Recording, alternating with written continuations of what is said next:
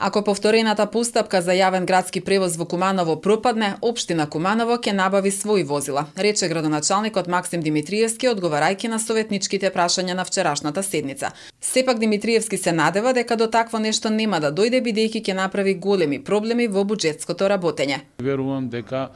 целата постапка ќе заврши во следниот временски период, тој до крајот на овој месец. Доколку не се случи такво нешто и не се изберат оператери, овде најавувам пред Советот дека веднаш ќе поведам постапка за репрограм на буџетот и одделување на средства од буџетот на општина Куманово за набавка на возила за овие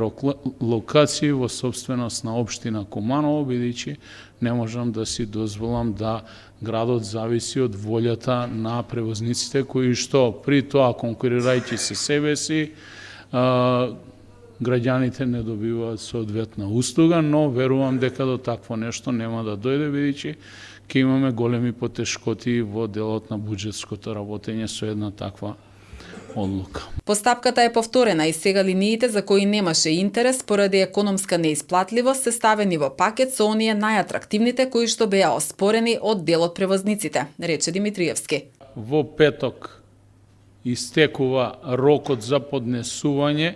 на понудите од страна на превозниците на јавниот повик,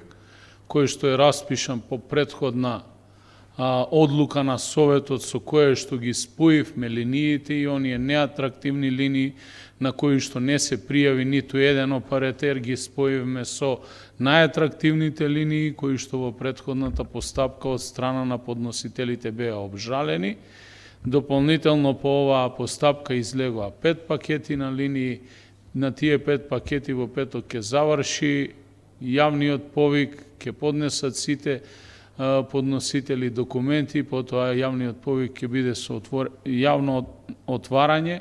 каде што ќе присуствуваат сите оној кој што ќе понуди најдобри услови, тој ќе биде избран. Градоначалникот се надева дека постапката ќе заврши до крајот на април. Во спротивно ќе побара Советот да донесе одлука за набавка на возила за вршење јавен превоз. Инаку јавниот превоз во Куманово за делот на големите населби не функционира од почетокот на годинава.